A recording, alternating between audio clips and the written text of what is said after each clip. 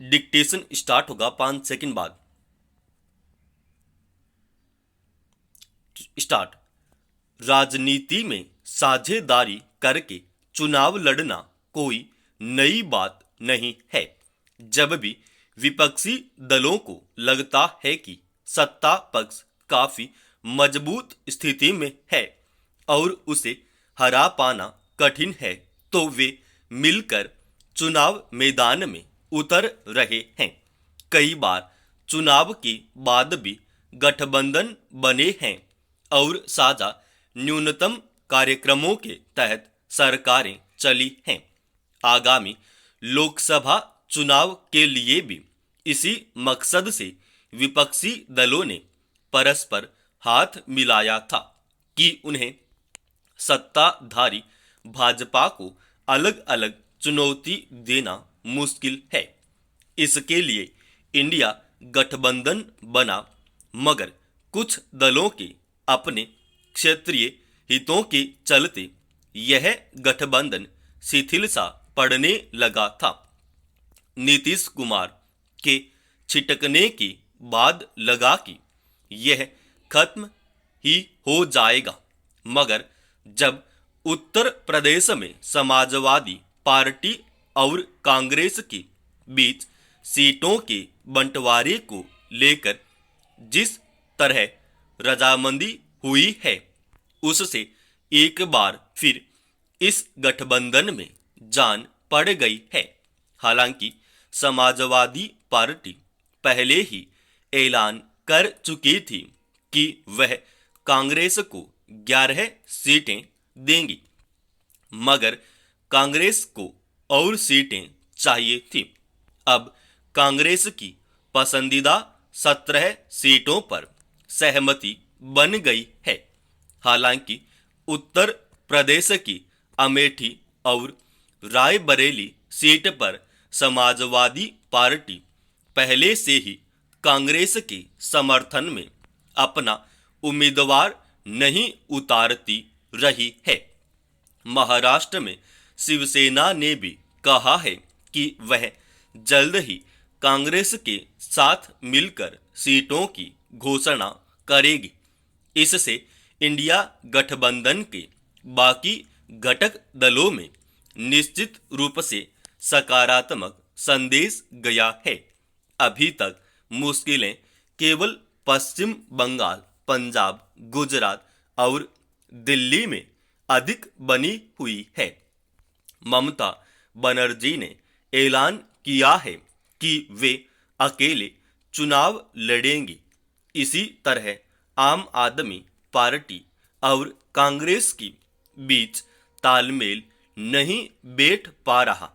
आम आदमी पार्टी को लगता रहा है कि दिल्ली, पंजाब और गुजरात में उसका आधार मजबूत है और कांग्रेस के साथ साझेदारी करने से उसे नुकसान उठाना पड़ सकता है। मगर अब वह भी जल्दी सीटों के बंटवारे पर सहमति बना लेना चाहती है। नीतीश कुमार के अलग होने से गठबंधन इसलिए कोई नुकसान महसूस नहीं कर रहा कि बिहार में अभी राजद अधिक प्रभावशाली है और वह इंडिया गठबंधन के साथ है। राहुल गांधी की भारी भारत जोड़ो न्याय यात्रा में शामिल होकर तेजस्वी यादव ने संकेत भी दे दिया कि कांग्रेस को लेकर उसमें कोई दुराव नहीं है। चूंकि इंडिया गठबंधन को सबसे अधिक मुश्किलें हिंदी प्रदेशों में सीट बंटवारे को लेकर आ रही है। समाजवादी पार्टी के साथ हुए समझौते से अन्य प्रदेशों के लिए एक फार्मूला तैयार हो गया है। जिन सीटों पर जिस पार्टी का जनाधार मजबूत है, उन पर उसी का प्रत्याशी उतारने का फार्मूला लगभग तय है।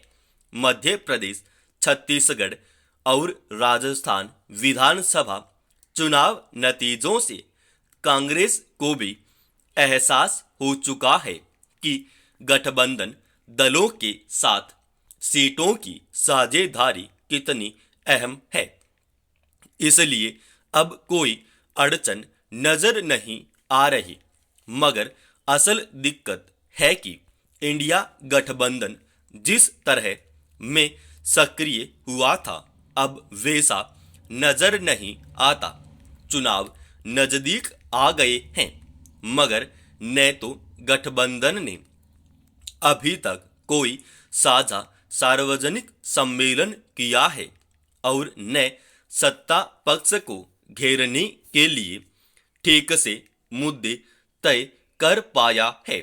भाजपा अभी से आक्रामक रुख अपना चुकी है। ऐसे में भाजपा को शिकस्त देना इंडिया गठबंधन के लिए कितना आसान होगा दावा नहीं किया जा सकता। पहाड़ों पर बर्फबारी और हिमस्खलन से मार्ग अवरुद्ध हो जाना सर्दियों में हर वर्ष की सामान्य घटना जैसा है, मगर अब जिस तरह ये घटनाएं तबाही का सबब बन रही हैं वह चिंता का विषय है। कश्मीर के सोनमर्ग हंग इलाके में पहाड़ से बर्फ की चट्टानें गिरने से वहां बह रहा नाला अवरुद्ध हो गया। इसके चलते नाले का पानी उफनकर सड़क पर बहना शुरू हो गया। गनीमत है कि उस तेज धार पानी में जान माल का कोई बड़ा नुकसान नहीं हुआ, मगर सड़क को जो क्षति पहुंची उससे लंबे समय तक लोगों को असुविधा का सामना करना पड़ेगा। पिछले वर्ष इसी तरह हिमस्खलन में 2 मजदूर दबकर मर गए थे। हिमाचल प्रदेश के मनाली इलाके में भी हिमस्खलन से ऐसी दुर्घटनाएं सामने आती रहती हैं।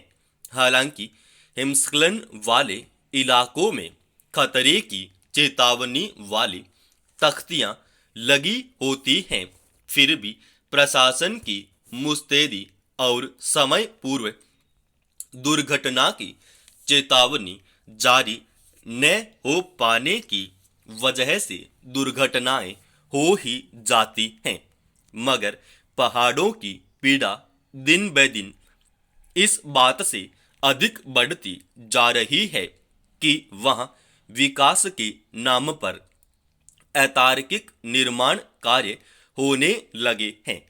पर्यटन को प्रोत्साहित करने के लिए सड़कों, पुलों, होटल, मोटल, दुकानों आदि के निर्माण बड़े पैमाने पर होने लगे हैं। इससे पहाड़ों को तोड़ने, नदियों को और नालों की जलधारा मोड़ने या अवरुद्ध कर देने की प्रवृत्ति भी बढ़ी है। सैलानियों को लुभाने की मंशा से बहुत सारी नदियों के किनारे और उनके भीतर तक अतिक्रमण कर खाने पीने, मनोरंजन तथा अन्य तक की रुकने ठहरने के लिए ढांचे खड़े कर लिए गए हैं।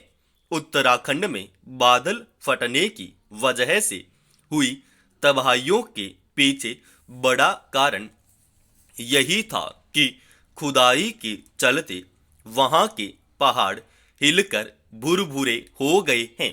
नदियों की जल ग्रहण क्षमता काफी घट गई है। इससे नदियों का पानी उफन कर सड़कों और रिहायशी इलाकों में पहुंच जाता है।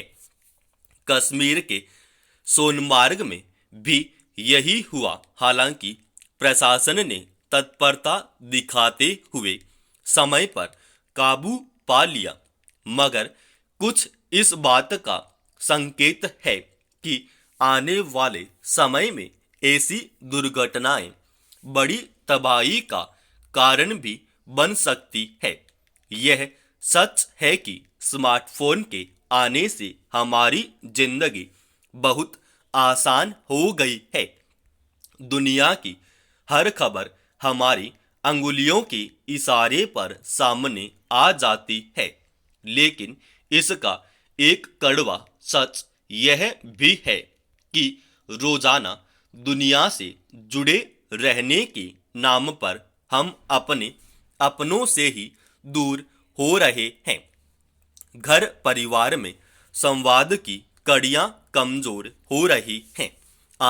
आभासी जुड़ाव के चक्कर में पारिवारिक रिश्ते कमजोर होते रहे हैं। समाप्त। दोस्तों, इस डिक्टेशन का पीडीएफ फाइल अपने Telegram channel study with HP Swami पर डाल रखा है।